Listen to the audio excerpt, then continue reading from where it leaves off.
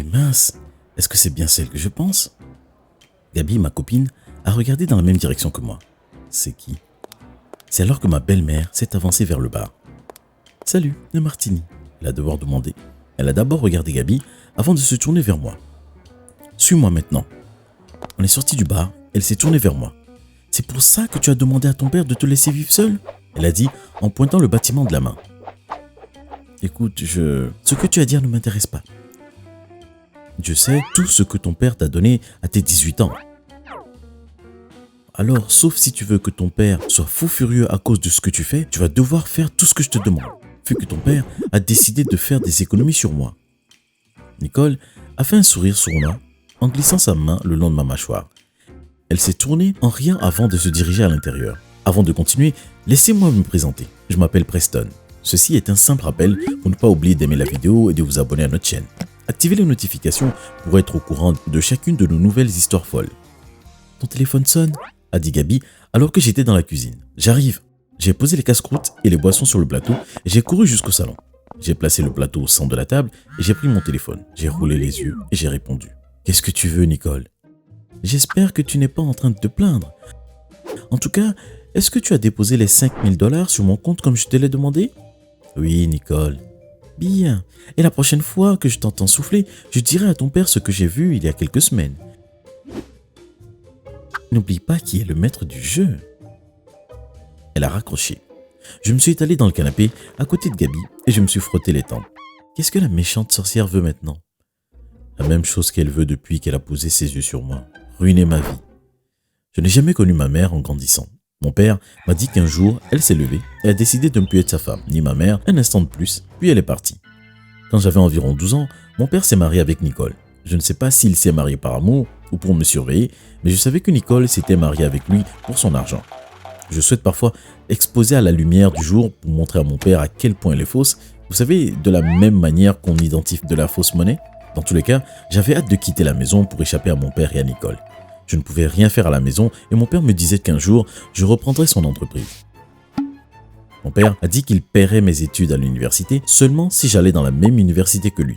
Je l'ai convaincu à la seule condition qu'il me laisse quitter la maison. Il a dit que s'il apprenait que je faisais des bêtises à l'extérieur, alors je devrais revenir.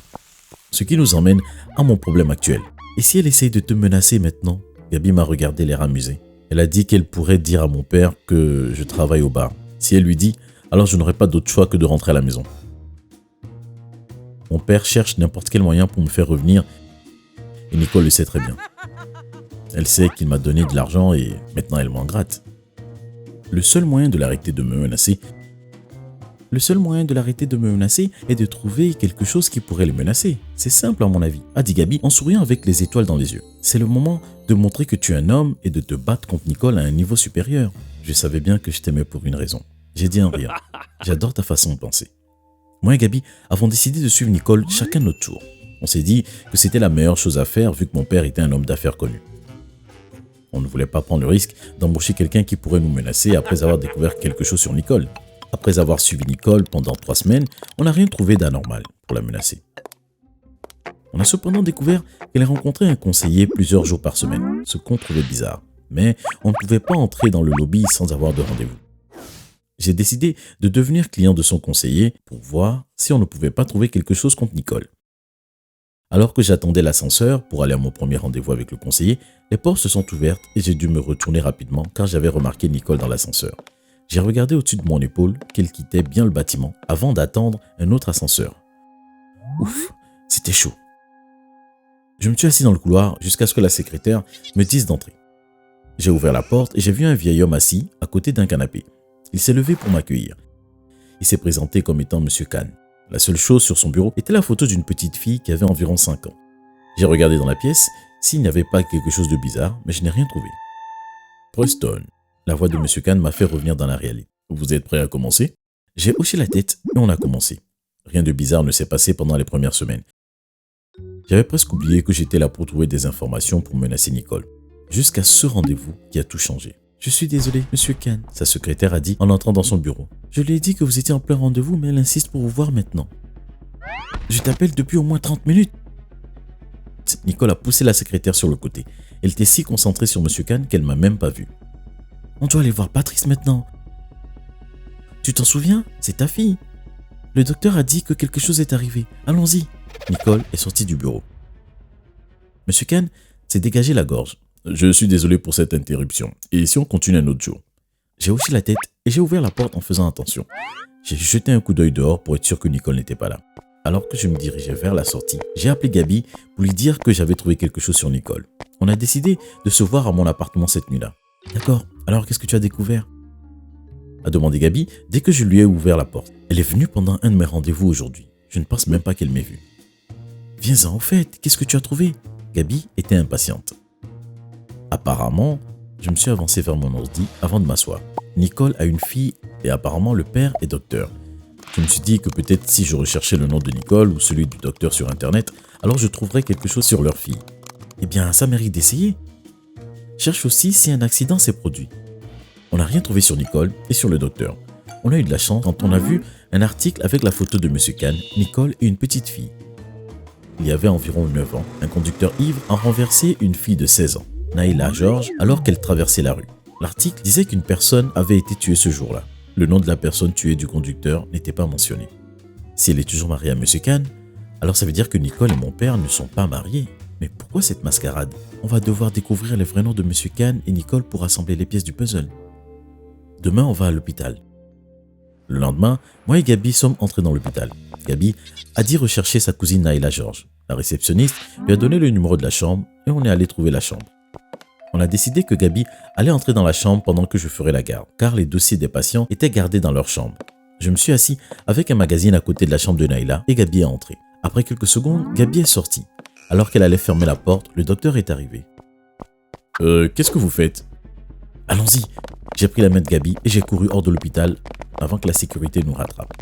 On a sauté dans la voiture et avons quitté rapidement le parking de l'hôpital. Une fois au large, je me suis retourné vers Gabi. Alors, qu'est-ce que tu vas me raconter? Qu'est-ce que tu as trouvé? Le vrai nom de Nicole est Afia Georges et le vrai nom de Monsieur Kahn est David Georges. Mais pourquoi avoir de faux noms? J'ai regardé Gabi qui était en train de regarder dans son téléphone. Je viens de trouver un autre article dans lequel Nicole parle de couvrir l'identité du conducteur Yves qui a également tué sa femme. La voiture s'est arrêtée. Le bruit des conducteurs en colère et des klaxons sont passés devant nous. Avant qu'elle ne dise le nom, je savais déjà qui c'était. Un sentiment d'effroi m'envahissait. Le nom du conducteur Yves était Alvin Bay. Alvin Beard, c'est le nom de mon père. J'ai fait demi-tour et me suis dirigé vers le bureau de mon père. Pendant les 9 dernières années, il m'a fait croire que ma mère nous avait abandonnés. Pendant 9 ans, il m'a fait croire qu'elle était mauvaise.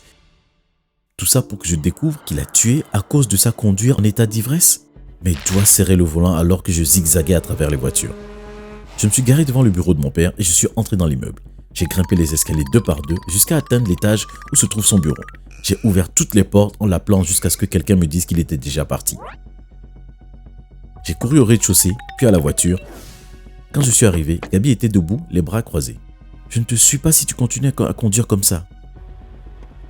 Eh bien, fais comme tu veux. J'ai sauté sur le siège et j'ai accéléré en laissant Gabi sur le parking. J'ai essayé d'appeler mon père alors que je me dirigeais vers la maison, mais je suis tombé sur le répondeur. Je me suis garé dans l'allée, je suis sorti de la voiture et j'ai couru vers la maison. « Papa, où es-tu » « Monsieur et Madame Beard sont partis il y a quelques minutes, a dit l'employé de maison. « Est-ce que vous savez où ils sont partis ?» Il m'a dit ce matin avoir un rendez-vous avec un conseiller. « Merci. » Je me suis retourné, frustré, dans la voiture et j'ai tapé le volant de mes poings. « Merde !» J'ai mis la main dans mes cheveux. J'ai sorti mon téléphone et j'ai appelé la police. Je leur ai dit qu'il y avait eu un enlèvement et où était gardé mon père. Quand j'ai raccroché, j'espérais avoir raison sur la localisation et que mon père allait bien. Quand je suis arrivé chez le conseiller, il n'y avait que 2 voitures sur le parking et l'une d'entre elles était celle de mon père. J'ai marché vers le bâtiment en faisant attention. L'un des gardes faisait la ronde. Quand il est allé à l'arrière du bâtiment, je me suis glissé à l'intérieur. L'autre garde était assis derrière les écrans avec la tête en arrière. J'ai grimpé les escaliers en courant jusqu'à atteindre l'étage qui abritait le bureau de Monsieur Kahn. J'ai regardé autour de moi, le couloir était vide. Je suis allé vers la porte et j'ai tourné la poignée lentement avant d'essayer d'ouvrir. Rien, la porte était verrouillée. J'ai posé mon oreille contre la porte pour essayer d'entendre quelque chose, mais la porte était trop épaisse. J'ai décidé de me faufiler sous le bureau de la secrétaire pour me cacher jusqu'à ce que quelqu'un ouvre la porte. Quelques minutes après, j'ai entendu la porte s'ouvrir. J'ai jeté un coup d'œil par-dessus le bureau et j'ai vu Nicole sortir du bureau. Je suis allé lentement vers la porte avant qu'elle ne se referme et je suis entré dans le bureau. En face de moi se trouvait M. Khan. Il était de dos alors qu'il donnait un coup de poing au visage de mon père. Je me suis avancé vers M. Khan, je l'ai retourné avant de lui décocher une droite sur la joue. Moi et M. Khan, nous sommes battus dans le bureau en faisant tomber des trucs et en cherchant quelque chose pour se taper dessus. J'ai finalement réussi à assommer M. Khan avant de m'asseoir à côté de lui fatigué. Tout à coup, j'ai entendu un bruit derrière moi et me suis retourné. J'ai vu Nicole me tomber dessus. Gabi nous regardait avec un sourire satisfaisant alors qu'elle tenait une batte de baseball sur son épaule. « Tu es toujours prêt à te battre ?» a-t-elle dit en faisant un clin d'œil. J'ai souri. J'ai poussé Nicole, puis moi et Gabi avons détaché mon père avant de le coucher sur le sol. Il était à peine conscient. On a utilisé les cordes pour attacher M. Khan et Nicole. Pendant qu'on les attachait, la police est arrivée. On leur a dit tout ce qu'on savait pendant qu'ils embarquaient Nicole et M. Khan. Mon père a été amené à l'hôpital. « Est-ce que ça va ?» a dit Gabi, l'air inquiète. « Oui, ça va. On se voit chez moi? J'ai quelque chose à faire d'abord. » Elle a hoché la tête. Cette nuit-là, j'ai terminé de déménager mes affaires de chez mon père. J'ai également vidé son coffre et j'ai déplacé l'argent qu'il m'avait donné sur un autre compte. Une fois rentré à l'appartement, j'ai dit à Gabi que je n'étais pas sûr de pouvoir pardonner à mon père de m'avoir menti sur ma mère. C'était le moment de vivre par moi-même. J'ai quitté l'université et je suis allé dans une autre que je pouvais me permettre. Moi et Gabi avons emménagé ensemble et j'ai continué à travailler à mi-temps en tant que barman.